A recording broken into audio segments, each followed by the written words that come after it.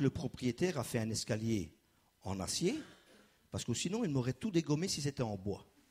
Et boum, boum, boum, boum. Qu'est-ce qui se passe? J'ai dit, une bonne nouvelle? Non. Marco descend. Sa manière de descendre, je sais que c'est lui. Parce qu'il a un poids, il a une marche pesante.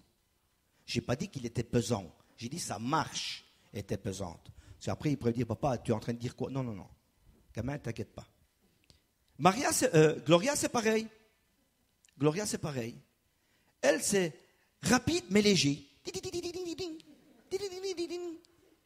Je sais que c'est elle. Ça ne sert à rien de me dire... si quand Marielle me dit, Franco, t'as appelé? Ouais, c'est Marco qui descend. Ouais, c'est Gloria. Oui, je sais vous dire, c'est qui. Nous pouvons reconnaître quelqu'un, frères et sœurs, par la manière de sa marche. Quelque chose de très très simple. Mais alors, comme certains me connaissent, c'est quoi la marche? Ce n'est pas une marche d'escalier, mais la marche est quelque chose de bien défini. Et vous allez voir par la suite. La marche, la définition dans le dictionnaire Larousse, c'est se déplacer par un mouvement et un appui successif des jambes et des pieds. Si je fais ça, et je vous apprends quelque chose, je marche. C'est incroyable. Tant d'années d'études pour simplement dire ça, c'est incroyable. Donc, c'est une succession de pas. Ça, c'est ce que le Larousse va dire. Marcher, c'est ça. Quelque chose de très très simple, banal, qu'on fait chacun d'entre nous, mais croyez-moi, c'est un mécanisme bien détaillé. Alors, pour ne pas rester à ce dictionnaire Larousse, j'ai été faire des recherches. Oui, chez moi, j'ai Internet aussi, si en cas, mais j'ai été faire des recherches pour savoir la définition médicale de la marche. Et un certain Cédric Gaxat, oui, il a un drôle de nom, ce gars-là, Gaxat, et j'y peux rien. Il a fait une étude sur justement la marche et ses problèmes sur la marche. Vous pouvez aller faire des recherches. C'est un qui travaille à l'université, pas médicale, à l'université de Lille en France. Et il a fait une très belle étude sur la marche. C'était quoi la marche et les problèmes de la marche. Et il va nous dire par rapport à ça que la marche est une succession de déséquilibres. Là, on va y arriver. La marche, c'est une succession de déséquilibres. Alors, ne rigolez pas. Ça ne sert à rien que je fasse ça. Je n'avancerai pas. Juste. Donc, pour pouvoir me mettre en déséquilibre, j'ai besoin que mon pied, mon point d'appui, fasse une poussée. OK? Marcher, c'est ça. Donc, je lance mon pied, je fais une poussée, je retombe. OK? Puis j'ai le mouvement oscillant. Mais si je fais rien qu'oscillant, je reste comme ça. Donc, j'ai besoin que mon pied droit fasse aussi un point d'appui pour me mettre en déséquilibre. Donc, votre corps, sans le vouloir, il a foi, il a confiance à son pied droit. Juste. Parce que si vous ne faites pas ça, quand ta mère ou ton père dira « Viens ici », ça ne sert à rien de pédaler dans le vide, tu n'avanceras pas. Mais lui va donner ce détail-là. Dans son étude, c'est une succession de déséquilibres. Et le corps fait confiance à l'autre gens, parce qu'il sait bien que quand il va se mettre en déséquilibre, s'il n'y a pas, donc il y a chute dans le déséquilibre, ok? Et s'il n'y a pas un parachute, je sais, le mot est comme ça, le parachute, on va dire, il faut remettre son corps en équilibre. Donc je suis obligé de lancer mon autre jambe pour ne pas tomber. Marcher, c'est ça. C'est se mettre en déséquilibre. Il faut faire une action, se mettre en déséquilibre pour pouvoir avancer et remettre son pied. Et ainsi de suite. On fait une marche. Je me suis bien expliqué? Ouais. Ok. Il y a, comme j'ai dit, une succession de déséquilibre. Il y a cette parachute, comme je vous ai dit, un réajustement, nous dit l'étude, postural. C'est de pouvoir se remettre droit. Ok? S'il n'y a pas tout ce mécanisme que Dieu a mis en place, on tombera tout le temps. Vous allez voir, ne faites pas ce truc de déséquilibre, vous allez voir que vous allez tous tomber avant de sortir de l'église. Donc, même votre corps, lui, va faire comme ça. Il va se mettre en action, il va se lancer dans le vide, sachant que l'autre pied, il va être remis. Et il va marcher. Il va expliquer aussi, ce monsieur-là, qu'il y a la phase, comme j'ai dit, oscillante, et la phase aussi et une phase d'appui. La phase d'appui, c'est toute cette phase-là. Donc, je pose mon pied. Tout ça, c'est une phase d'appui. Une fois que ce pied-là termine la phase d'appui, cette jambe-là va se mettre en appui et elle va devenir, celle-ci, oscillante. Donc, elle va commencer à bouger pour pouvoir aller de l'avant. C'est tout des termes médicaux, mais croyez-moi, je ne vais pas rester à ça tout le temps. Parce qu'après, vous allez me dire, mais Franco, j'ai mal à ma hanche, qu'est-ce que je dois faire? Non, s'il vous plaît, allez chez le médecin pour ça, moi je ne suis pas bon. Mais enfin, il va nous parler aussi, ce jeune homme, ce monsieur, de les troubles de la marche. Parce que marcher, c'est une bonne chose, mais après, il y a des éléments externes qui vont troubler la marche de la personne, qui ne pourra plus marcher avec une vitesse constante. La marche se mesure par le nombre de pas. Ma maman, ok, le nombre de pas. Si je mettrais ma maman à côté d'Enzo, et s'il ferait le même nombre de pas, ma maman serait encore à la ligne de départ, que Enzo lui serait déjà arrivé. Pourquoi? Parce qu'il y a on la mesure comme ça. Je ne rigole pas. On mesure le pas au nombre de la marche, au nombre de pas. Certains marchent petits, certains vont marcher grand comme ça, certains, ils mesurent la marche aussi.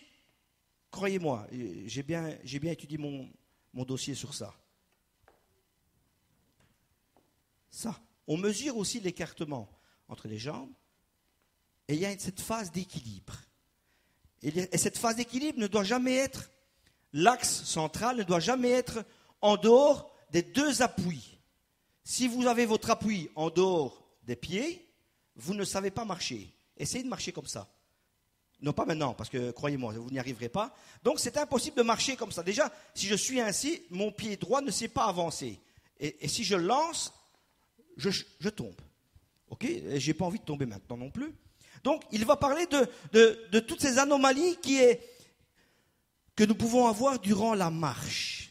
Alors, il nous dit ici, une anomalie dans la manière ou le style de marcher, incluant ou non les anomalies de vitesse de marche, de fluidité, de régularité, de symétrie des pas. Je m'imagine, bon, vous connaissez ma stature. Vous voyez, si je commencerais, Douglas, ça ne fait rien si je bouge de trop. Ah, ça va. Par rapport à ma stature, si je marche comme ça, c'est pas logique. Vous me connaissez, c'est pas comme ça ma marche habituelle. Ce n'est pas non plus. Franco, tu signes dans la cuisine. Attends, dans 10 minutes j'arrive. C'est pas logique. Ma vitesse de croisière, normale, ce serait ça. Juste, par rapport à ma taille, mon poids, ma marche va se faire. Ok? L'écartement des jambes, la longueur des jambes, le nombre de pas, et tout ça ça va être ma marche. Ok? Alors, où je veux en arriver, frères et sœurs? Je pense que certains l'ont peut-être déjà compris, et je vais vous poser une question. Mais je voudrais que vous soyez tous jouez le jeu dans la question. Qui voudrait marcher près de Dieu? Levez la main. Oh, merci Seigneur. Tous, nous voudrions marcher près de Dieu. Ok, je vais poser une deuxième question. Qui voudrait marcher avec Dieu? Mes frères et sœurs, il y a une différence entre marcher près de Dieu, et tout le monde lève sa main, je suis près de Dieu. Mais de marcher avec Dieu, comme dirait le frère Dibiasi, une petite différence qui fait une grande différence. Frères et sœurs et amis, moi je vous conseille de suivre la deuxième phase, de marcher avec Dieu. Cela sera beaucoup plus bénéfique pour chacun d'entre nous. Parce que bien souvent, et nous allons parler de ça, nous allons prendre les textes dans Genèse chapitre 5, versets 21 et 24. Je vais vous lire ces trois versets-là, puis j'irai dans d'autres versets par la suite. Genèse chapitre 5, versets 21 et 24. Nous allons nous lever pour honorer la parole de Dieu.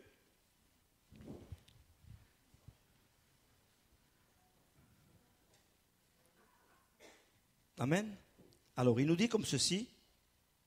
Enoch, âgé de 65 ans, engendra Méthushélah.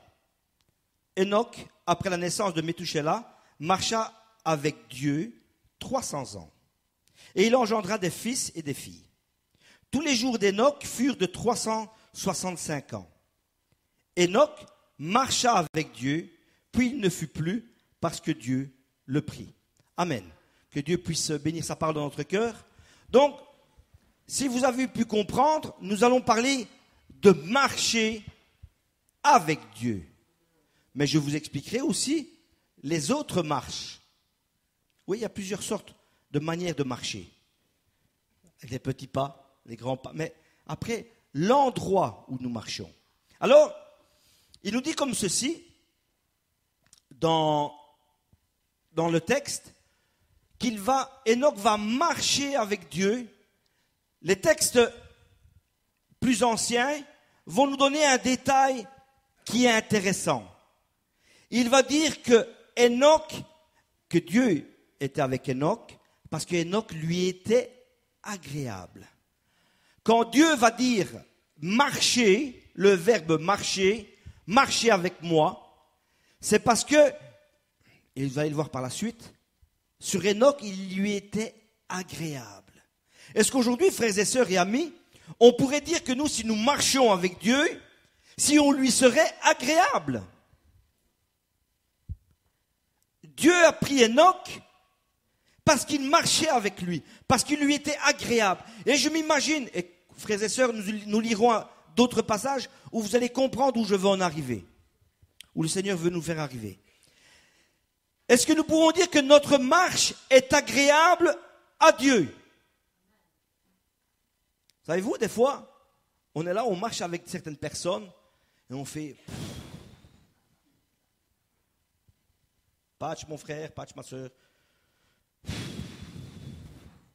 Et on a envie de vite cesser la conversation parce que la personne, on lui est peut-être pas agréable ou la personne n'est pas agréable avec nous. Donc on veut clôturer la conversation pour aller vite.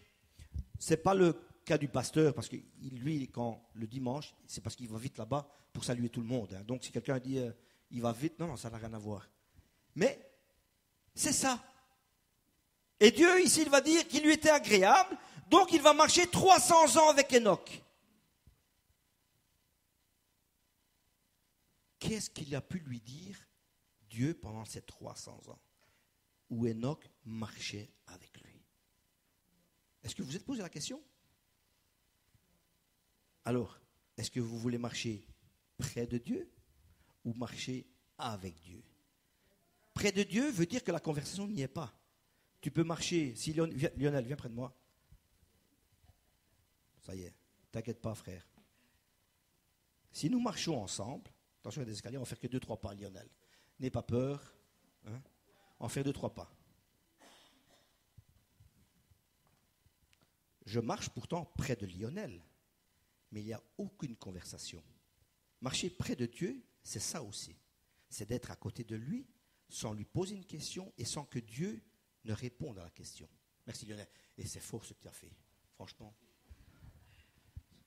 Je dirais bien une applause pour Lionel, mais un claquement, claque.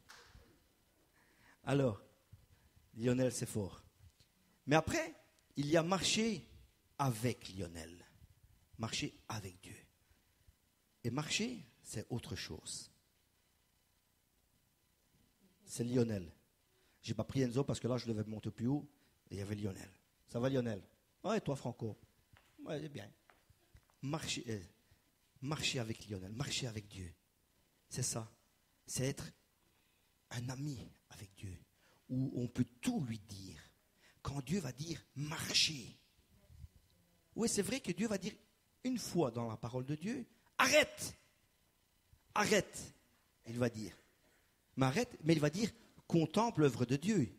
C'est le seul moment où Dieu va dire que la marche de l'homme doit s'arrêter. C'est arrête pour contempler ce que j'ai fait. Mais après, dans plusieurs passages, Dieu nous dit de continuer la marche, d'aller jusqu'à la Canaan céleste, aller jusqu'à la Jérusalem. Il faut marcher.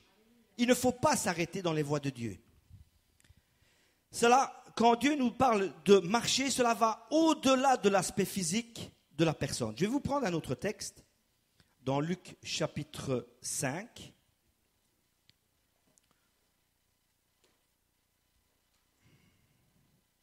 Pour ceux qui ne le savent pas, ça se trouve dans le Nouveau Testament. Luc chapitre 5.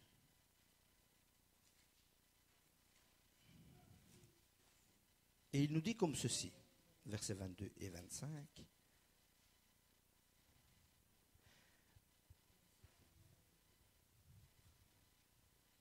Jésus connaissant leurs pensées, prit la parole et leur dit, « Quelle pensée avez-vous dans vos cœurs? Lequel est le plus aisé de dire, « Tes péchés te sont pardonnés » ou de dire, « Lève-toi et marche » Qu'est-ce qui est le plus facile? Lève-toi et marche. Si vous lisez par la suite, cette personne va se lever et va marcher. Et en marchant, il va aller faire son offrande à Dieu. Il va aller remercier Dieu. Marcher va au-delà de l'aspect physique. Marcher avec Dieu, c'est de remettre toute son âme, tout son esprit, mettre son être entier dans les mains de Dieu. Marcher avec Dieu, c'est waouh. C'est anglais, je ne sais pas. C'est waouh. Je marche avec Dieu. Je ne marche pas près de Dieu. Et vous allez voir par la suite. Marcher avec Dieu, c'est de lui demander pardon. Marcher avec Dieu, c'est qu'il peut te répondre de ta prière, parce qu'il va te le dire. Il va nous dire dans le psaume 1, Dieu nous dit dans le psaume 1, ne t'arrête pas sur les voies des pécheurs. Donc continue ta marche. Ne t'arrête pas, ça veut dire de continuer sa marche. Ne t'arrête pas, ne t'assieds pas dans leur chemin. Ne t'assieds pas près d'eux. Continue ta marche. Si tu continues ta marche, prenez le psaume 1, il va être comme un arbre planté près d'un ruisseau d'eau, et ses racines vont aller vers le ruisseau d'eau. Et puis dans Jérémie, il va donner plus de choses. Et quand la sécheresse viendra, il ne subira pas l'effet de la chaleur. Marcher avec Dieu, c'est de rester toujours, je vais dire ça comme ça, vert. C'est toujours avoir l'eau de vie avec nous, la parole de Dieu avec nous, toujours notre confident avec nous. Marcher avec Dieu, c'est avoir l'assurance que rien ne pourra nous faire du mal. Je n'ai pas dit que rien ne nous arrivera, mais avec Dieu, le mal ne nous touchera pas. Il sera là. Ce n'est pas moi qui te le dis, c'est la parole de Dieu. Et la parole de Dieu est vérité. Le diable peut se présenter devant toi. si je suis avec toi, si Dieu est avec moi, qui sera contre moi? Si Dieu est avec vous, qui sera contre vous? Ce n'est pas Franco qui le dit, c'est la parole de Dieu. Je voudrais parler de 4 points sur le fait de marcher. Le premier point, c'est de marcher devant Dieu. Nous allons parler de marcher devant Dieu. Le deuxième point va être marcher derrière Dieu. Troisième point, marcher à côté de Dieu. Pour finir avec le 4e point, c'est de marcher avec Dieu. Et nous allons voir ces 4 points ensemble. Qu'il y a bien une différence entre l'un et l'autre. Et bien sûr, le 4e point sera le point, celui qui nous importe le plus. Mais on ne sait jamais que quelqu'un se trouve dans les autres points. Et que Dieu vient nous reprendre de cette manière-là, parce qu'il nous aime. Dieu ne reprend jamais. Pourquoi vous enguirlandez vos enfants quand ils s'approchent du feu? C'est parce que vous ne les aimez pas? Non. C'est parce que vous avez peur. C'est parce que vous les aimez. Vous aimez vos enfants. Je ne parle pas de vous aimez bien vos enfants. Parce que tous les mots qu'on va ajouter après le mot aimer va diminuer le sens du mot en lui-même. Si je dis à mon épouse, Maria, je t'aime fort, le mot fort va donner une limite à mon amour. Dieu ne te dit pas, je t'aime fort, Franco, ou je t'aime bien. Parce que si Dieu nous dit, je t'aime bien, il va mettre des conditions. C'est comme s'il avait des conditions. Je t'aime bien, mais je préfère l'autre. La phrase n'est pas finie, je t'aime bien, et il y a toujours un mais à côté. Je t'aime bien, mais tu n'as pas fait tes cheveux. Et Maria, elle ne saura plus rien faire avec ça. Bon, moi, j'ai plus de cheveux. Donc, aimer, si Dieu nous aime, il n'y a pas de condition, il n'y a pas de petits mots après. Son amour n'est pas diminué par le après. Quand il dit qu'il t'aime, il t'aime.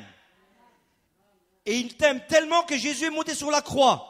Quel grand amour qu'il a eu pour toi et qu'il a eu pour moi. Tu veux marcher près de Dieu ou marcher avec Dieu? Marcher devant Dieu, frères et sœurs et amis, serait comme si on ne prendrait pas la parole au sérieux. Lionel serait Dieu? Non, ça va, reste là.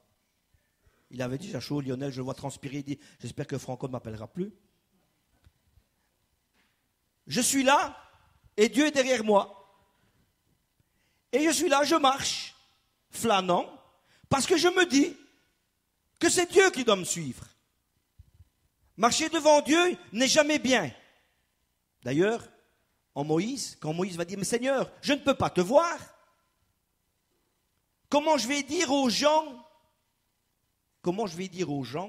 que je t'ai vu? Il fait, mais toi, tu ne pourras pas me voir de face, parce que je suis trop saint. Bon, Dieu est Dieu. Ok? Et Moïse, il va avoir, je crois que après, c'est lui seul qui va avoir cette opportunité de voir le dos de Dieu. C'est biblique, c'est marqué, hein? Je ne vous l'invente pas. Il va dire que Dieu va mettre sa main devant Moïse, il va passer, et Moïse va voir Dieu de derrière. Dieu ne doit pas être derrière nous. Mais après, je vais vous donner le sens que nous, on ne peut pas être derrière Dieu aussi. Vous allez voir, vous allez comprendre le pourquoi. Donc, si Dieu est derrière nous, on s'attend que c'est lui qui fasse ce que nous, on veut. On veut aller à droite et on veut que Dieu nous suive. Dieu est derrière nous. Bah, Dieu est avec moi. Et puis, on va un peu trop vite. Et puis, on largue Dieu parce qu'on va trop vite. Être devant Dieu n'est pas toujours bon. Lui devrait suivre notre comportement.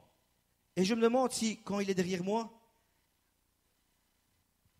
qu'est-ce qu'il fait comme réaction? J'ai l'impression que Dieu, des fois, en me regardant, il fait « Franco, mais je t'aime. » Et il nous suit. Et il marche, lui, derrière nous. Et nous, on ne remarque rien. Et puis, Franco, il fait une bêtise.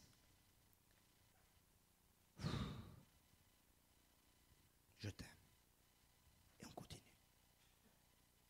En fait, on est un peu égoïste. C'est nous, Dieu. Dieu nous dit d'être à la première place. Mais nous, on voudrait que Dieu ait sa propre parole et de dire, mets Franco à la première place. Et Dieu, il se trouve derrière nous. Marcher derrière Dieu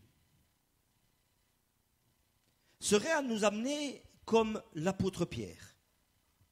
Pierre, vous connaissez Pierre, l'homme qui a défié les soldats romains, qui a tiré l'épée de son fourreau, il a taillé l'oreille de Malchus, possible, c'est Malchus le mot? Non, je ne sais plus. C'est ça, Malchus? Il a taillé l'oreille de Malchus, il a marché sur les eaux, et incroyable le gars. Lui, il a marché sur les eaux. Incroyable. Pourtant, marcher derrière Dieu serait semblable à Pierre. Vous allez me dire, mais comment, Franco? Qu'est-ce qu'il s'est passé quand Jésus a été pris? La Bible nous dit que Pierre suivait Jésus de loin. Il était derrière. Pourquoi? Pourquoi Pierre? C'est biblique. Allez voir le texte. Hein. C'est biblique. Parce qu'il ne voulait pas se faire reconnaître. Il marchait derrière Dieu parce qu'il ne voulait pas qu'on le reconnaisse qu'il aimait Jésus. Parce qu'il suivait Jésus. Parce qu'il aimait bien Jésus. Oui, vous avez bien compris. Il aimait bien. Il y avait encore cette limite que lui donnait. Qu'après, il va donner toute sa vie quand il va être sur la mer, sur la plage de la mer de Tibériade. Et il va suivre Jésus de loin. Hé, toi là, t'es pas un ami de Jésus? Moi, Pierre, il va dire, moi, je ne connais pas, tu sais. Je passais par là. Et il suivait Jésus. Une femme, mais je te reconnais, parce que je crois, tu as les mêmes vêtements que lui. Hey, mais non, on a été au même magasin, on avait les vêtements, on a été chez Zara, on s'est acheté tous les mêmes vêtements, et voilà. Les sœurs, elles savent c'est quoi, hein, Zara. Les frères, je ne sais pas. Puis la petite fille, mais, dis mon grand, t'es pas un ami de Jésus? Moi? Ben non. Marcher derrière Jésus serait semblable à Pierre. Parce qu'on ne veut pas se faire reconnaître comme chrétien. On est là, on dit, oh, je me mets derrière, je regarde où Jésus y va. Et si en cas il y a un problème, qu'on me dit, hé là, t'es chrétien? Donc, moi? Tu vas à l'église à Andenne? C'est quoi ça? Je ne connais pas. Marcher derrière Dieu, ce n'est pas toujours le plus agréable et pas toujours le meilleur. Si vous avez honte de moi, va dire Jésus. Eh bien, quand vous allez retrouver devant Dieu, je vais avoir honte de vous. Marcher derrière Dieu, ce n'est pas le meilleur. On est près de Dieu, d'accord? On est dans les alentours de Dieu.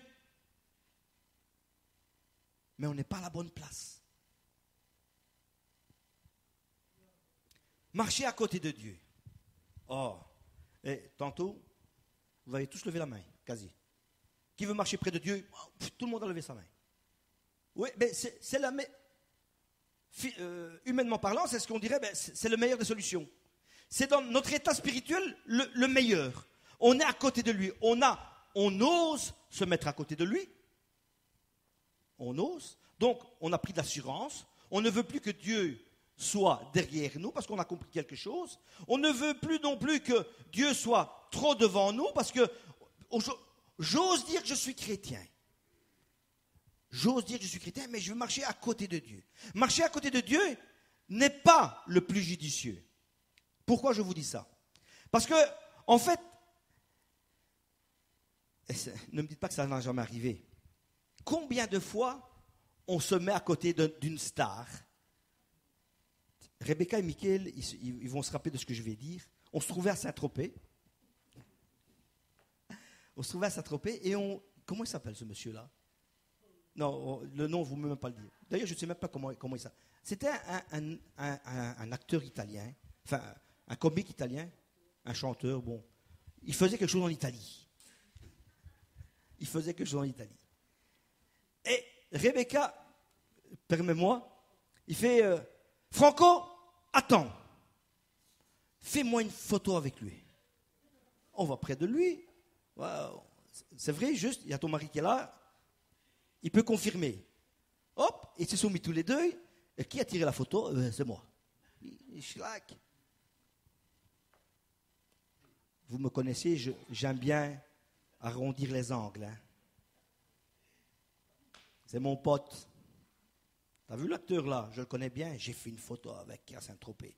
Ils n'ont pas fait ça. Hein. Je me permets parce que je les connais. Marcher à côté de Dieu, c'est ça. C'est mon pote. Et on aime bien s'afficher à côté de Dieu. Pour montrer. Hey, t'as vu, je suis à côté du pasteur. Il m'aime bien, le pasteur. Tout ce que je demande, il m'écoute. C'est faux. Le nombre de fois qu'il m'a déjà repris, ne vous inquiétez pas. C'est faux. Et on fait de Dieu un pote. Parce qu'on marche à côté de Dieu. On veut montrer qu'on est à côté de la star, à côté de Ronaldo, à côté d'un chanteur, à côté de qui vous voulez. À côté de Mireille Mathieu. Je ne sais pas. J'espère qu'elle n'écoute pas. Enfin oui, j'espère qu'elle écoute. J'espère qu'elle écoute. Et on fait de Dieu, on fait de Jésus un pote. Pour montrer qu'on est à côté. Et qu'on est créé. Jésus, c'est pas ton pote. Jésus, c'est pas mon pote. Et je n'ai pas à m'afficher à côté de Jésus pour me montrer, pour être orgueilleux. T'as vu? Franco, c'est l'ancien de l'église. Il est à côté de Jésus. Faux! Jésus, c'est pas mon pote. Jésus, c'est mon Seigneur. Et si je ne marche pas avec lui, il va être mon juge. Ah. Tu veux marcher près de Dieu ou tu veux marcher avec Dieu? Marcher à côté de Dieu, c'est de faire de Dieu un pote. Une personne que, dès j'ai besoin de toi, tu sais venir? Non, frères et sœurs. Dieu, il va au-delà de ça. Et quand on dit, mais tu sais, Dieu, t'es mon pote, hein. Il est en train de se dire, écoute Franco, t'as encore rien compris. Toi, j'ai envoyé mon fils sur la croix. J'ai envoyé mon fils sur la croix pour tes péchés, pour que tu puisses avoir l'opportunité d'être à côté de moi. Et il est là. Jésus va dire quelque chose quand il est sur la croix. Et combien de fois, vu que Jésus, il intercède tous les jours pour toi et pour moi, je me demande combien de fois il dit au Père, Père, pardonne Franco, je me mets moi dedans, hein. Je n'ai pas envie de donner d'autres noms. Père, pardonne Franco, parce qu'il ne sait pas ce qu'il fait. Voilà. Ça, c'est quand on fait de Dieu un pote, notre pote. Être comme les pharisiens, faire croire qu'on est bien, qu'on connaît Dieu, qu'on connaît toute la parole. Il va dire, votre plat, il est propre à l'extérieur, mais ce qui est à l'intérieur, être à côté de Dieu, c'est ça. Frères et sœurs et amis, je ne vous conseille pas d'être à côté de Dieu. Et je n'ai pas envie. Bien sûr, je le connais. Combien de fois ça vous est arrivé quand vous dites quelque chose à quelqu'un? Ouais, tu sais, il y a eu un... Ah oui, je le sais bien. J'ai mangé avec lui il y a 4 ans. Je le fais à la rigolade, frères et sœurs. Mais combien de fois on fait ça? On fait ça. On a la même démarche, on a la même dégaine. On ne marche pas avec la cadence normale. On marche avec une cadence qui n'est pas cadencée, qui est irréelle, qui n'est pas logique pour un enfant de Dieu. Je me mets dedans. Alors, je vais aller sur le dernier point. Marcher avec Dieu. Amen. Qui veut marcher avec Dieu? Ah, il n'y a pas encore beaucoup. Là, je peux vous dire, vous pouvez lever vos bras et vos mains. Qui veut marcher avec Dieu? Ah, marcher avec Dieu. Ça, c'est le point. Si vous avez oublié le reste, oubliez-le, comme il dit souvent le pasteur. Oubliez-le. Mais marcher avec Dieu, ne l'oubliez pas. Je vais vous lire un autre texte, toujours dans Luc, où il nous parle un point qui est magnifique. Quand on le lit, c'est super. Luc 24, quand il va nous parler de ces deux disciples sur le chemin d'Emmaüs. Une histoire qui est merveilleuse. Merci, sœur. Une histoire qui est merveilleuse. Pourquoi ? Parce qu'on va voir des personnes qui ne seront pas avec Jésus, des personnes qui vont marcher avec Jésus et des personnes que Jésus, après, il va partir. Et il nous dit comme ceci. Je vais vous lire quelques passages, on va dire quelques versets. Du verset 13, je vais quasi tout lire, on va dire. Allez. Et voici ce même jour, 2 disciples allaient à un village nommé Emmaüs, éloigné de Jérusalem de 60 stades. Et ils s'entretenaient de tout ce qu'il s'était passé. Pendant qu'ils parlaient et discutaient, Jésus s'approcha et fit route avec eux. Mais leurs yeux étaient empêchés de le reconnaître, et il leur dit, de quoi vous entreteniez-vous en marchant ? Ils s'arrêtèrent, l'air attristé. Okay ? Jésus arrive, il lui pose la question parce qu'ils étaient en train de discuter d'un air attristé de ce qu'il s'était passé. Jésus n'était pas encore avec eux. Leur discussion était triste. L'un des deux, nommé Cléopas, lui répondit, « Es-tu le seul qui, séjournant à Jérusalem, ne sache pas ce qui est arrivé ces jours-ci ? » Quoi leur dit-il ? Et ils leur répondirent, « Ce qui est arrivé au sujet de Jésus de Nazareth, qui était un prophète puissant, en œuvre et en parole devant Dieu. » Un prophète. Pour eux, il n'était pas déjà leur Seigneur, il était prophète. Il était resté au mot prophète. Devant tout le peuple. Et comment les principaux sacrificateurs et nos magistrats l'ont livré pour le faire condamner à mort, et ils l'ont crucifié. Je passe quelques versets. Et il nous dit que Jésus va commencer, voilà, verset 25. Alors Jésus leur dit, « Ô homme sans intelligence, et dont le cœur est lent à croire tout ce qu'ont dit les prophètes, ne fallait-il pas que le Christ souffre de ces choses et qu'il entre dans sa gloire ?»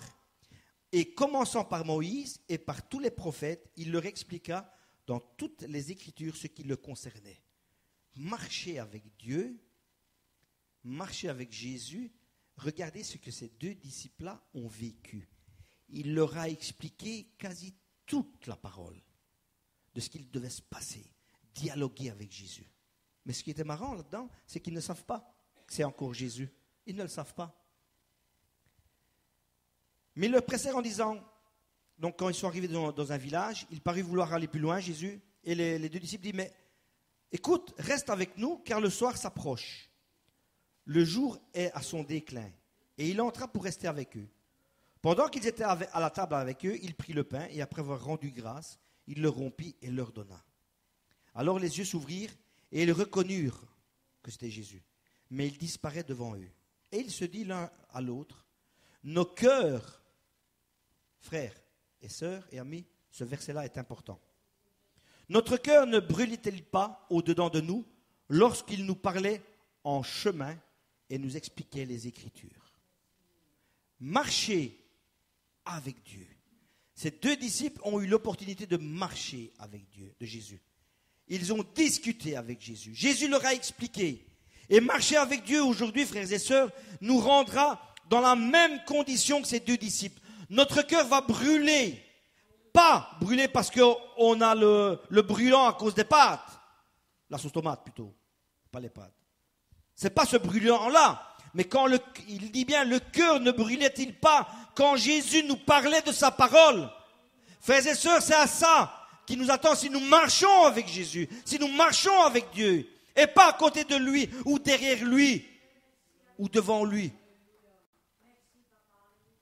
Marcher avec Dieu est la chose qui pourrait arriver de mieux, frères et sœurs.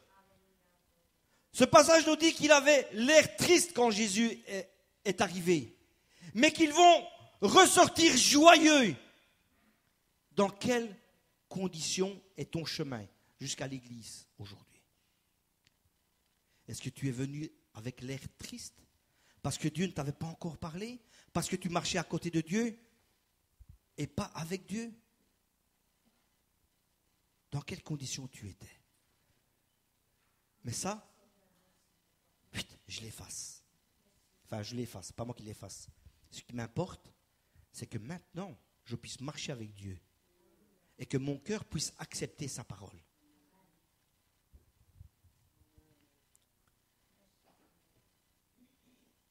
Mais cela nous porterait aussi à être ces personnes, excusez-moi. Ce passage nous dit qu'ils avaient l'air tristes avant que Jésus arrive, mais que leur cœur brûlait de joie quand ils marchaient avec lui sur la route. Marcher avec Dieu, ça veut dire, frères et sœurs et amis, avoir un dialogue avec lui. Marcher avec Dieu, et je te conseille de marcher avec Dieu ce matin, d'avoir un dialogue avec lui, de lui exposer tes soucis. Ce matin, plusieurs d'entre vous, vous avez levé vos mains. Je m'appelle Gaëtan, priez pour moi. Marcher avec Dieu, avec Jésus, c'est ça. Seigneur, si tu ne connais pas mon nom, je m'appelle Franco. Prie pour moi. Marcher avec Dieu, marcher avec Jésus, c'est ça. C'est de lui exposer nos soucis, nos tracas, tes tracas, mes tracas, tes tristesses, tristesse de la vie, manque d'une personne, un décès dans une famille. Jésus va dire, même si ton père et ta mère te laissent, Jésus va prendre la chose la plus horrible, on va dire, pour une personne, je vais dire ça comme ça, même si tes parents t'abandonnent. Moi, qui va dire Jésus, moi, je ne t'abandonnerai jamais. Jamais. J'ai envie de faire comme le frère Dibias. En fait, sur les textes hébreux, le mot jamais, il est 17 fois. Jamais, jamais. Dibias, il l'avait déjà fait. Jamais, jamais, jamais, jamais, jamais. Dieu ne nous abandonne jamais si nous marchons avec lui. Lui présenter tes maladies, lui demander sa volonté sur ta vie, mais aussi tu peux lui demander pardon de tes péchés et de reprendre la route, et là, c'est quelque chose d'énorme, et de reprendre la route là où tu l'as laissée, là où tu as cessé de marcher, là où tu as décidé d'avoir un pas de crabe. Moment de blague ici, marcher avec Dieu, marcher comme un crabe et s'éloigner de la voie du chemin. Il n'y a qu'un chemin, c'est Jésus-Christ. Ça ne sert à rien de marcher à droite ou à gauche. Marchons avec Dieu. Marchons avec sa parole. La conclusion de tout ça, frères et sœurs, et pour une fois j'arrive dans les timings, c'est magnifique. Quelle que soit la condition que tu te trouves ce matin, ou par le fait que jusqu'à aujourd'hui tu ne marchais pas avec Jésus, mais tu te concentrais d'être derrière lui, pour ne pas faire savoir que tu le connaissais, des fois devant lui pour pouvoir faire le super spirituel, ou vouloir faire croire que tu connaissais la volonté de Dieu. Je suis devant. Je connais la volonté de Dieu. Je sais tout. Et on se met devant lui. Des fois, dans tes meilleurs jours, tu étais à côté de lui, mais par le fait que tu t'es trop occupé de ton image, de marque, okay, tu n'as pas remarqué que Jésus voulait simplement faire le chemin avec toi. Vous voyez l'amour de Dieu où il est? Nous, on est là à vouloir marcher devant lui, à côté de lui, derrière lui, et on ne se préoccupe pas que lui, il veut marcher avec nous. Savez-vous pourquoi Jésus veut marcher avec nous? Avec Dieu, il faut avoir la foi. Il faut oser se mettre en déséquilibre. Faire le pas, un à la fois. Dieu ne te dit pas de marcher les deux pieds en même temps. Ça voudrait dire sautiller. Non. Un pas à la fois. Fais le premier pas. Et je t'aiderai à faire le deuxième pas. Amen. Alléluia. Jésus veut faire le chemin avec toi simplement en ta compagnie. Parce qu'il voulait te dire quelque chose. Parce que tu étais trop loin pour l'entendre. Savez-vous? On fait un exemple. Vous m'entendez? Je vais essayer de parler plus normalement. Vous m'entendez ici? Non, je le fais. Pour ceux qui sont là, je fais un exemple. Donc, je vais quitter le micro 30 secondes. Vous m'entendez? Vous m'entendez? J'ai dit la même phrase.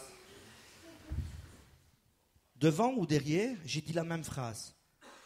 Mais le son n'est plus le même. Alors, Jésus, il peut nous dire « je t'aime ». Mais nous, on a le dos retourné. Ou on est dos à Dieu. Et on ne l'entend pas. Il voulait simplement te dire « je t'aime ». Ce matin, Dieu, il te dit « je t'aime ». Pas « je t'aime bien, fort ou plus fort ». Non, « je t'aime ». Point final. Et que lui, il ne t'abandonnera jamais. C'est ça qu'il veut te dire quand toi tu marches avec lui. Mais il y a une autre chose aussi qui va se passer quand nous marchons avec Dieu.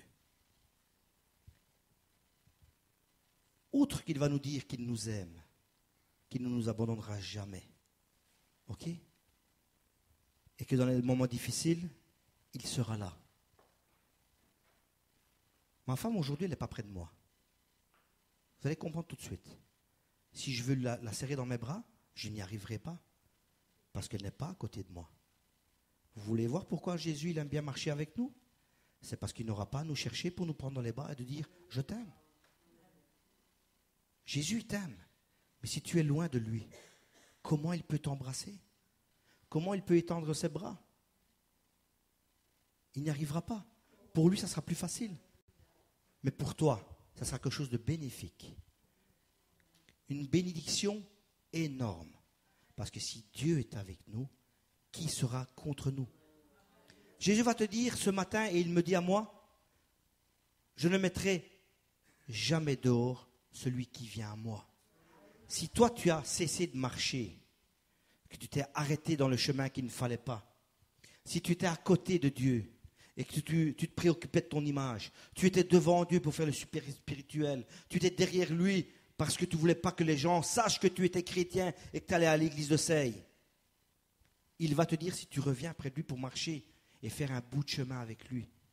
C'est jusque là-bas. Hein. Le bout de chemin, c'est pour te dire que lui sera toujours avec toi, qu'il ne t'abandonnera pas.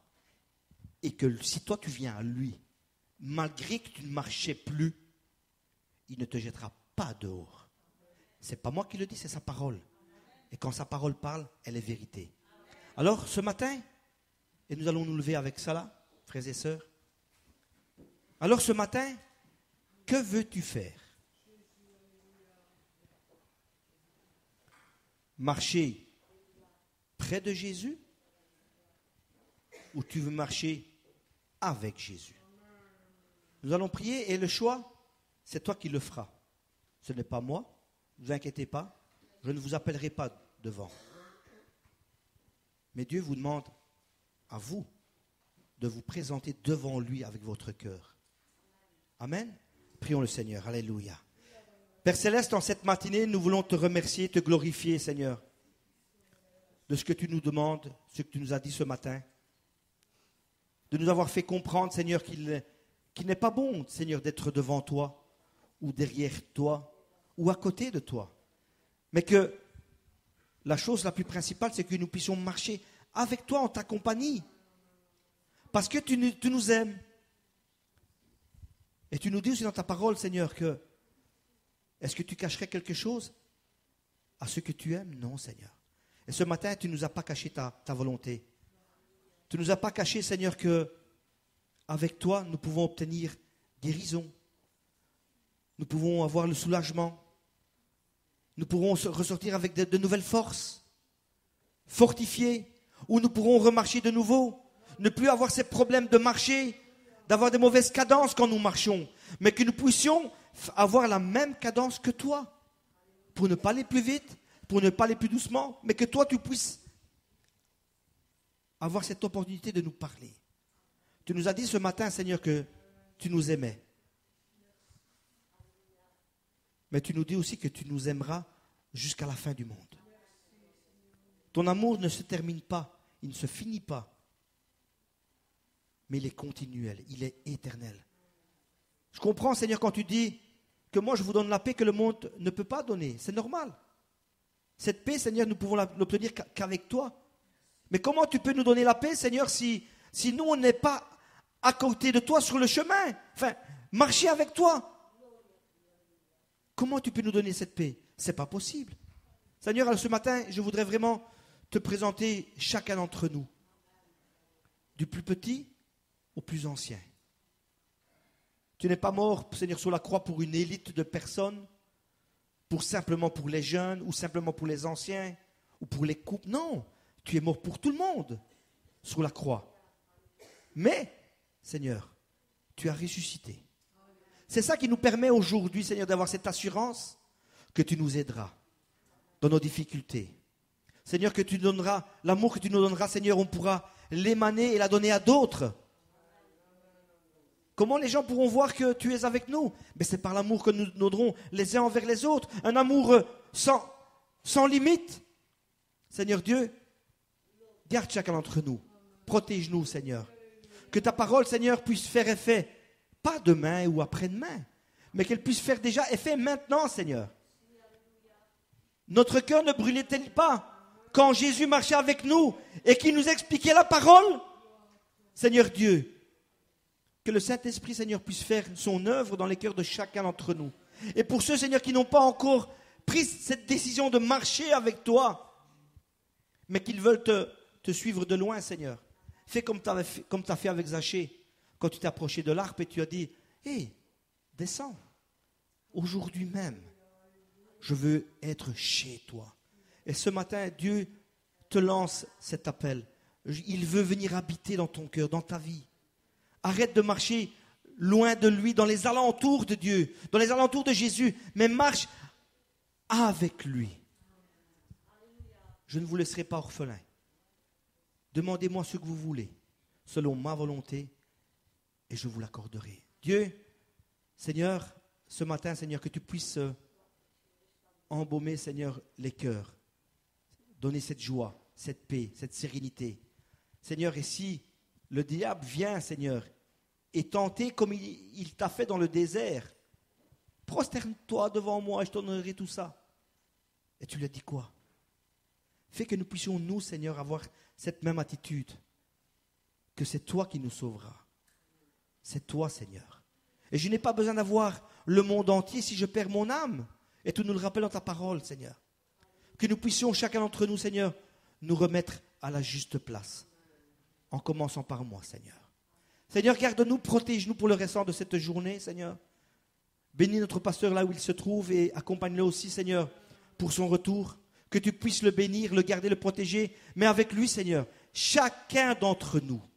Seigneur, certainement si j'énumérais les noms, Seigneur, j'oublierai des noms. Mais toi, Seigneur, tu nous connais un par un.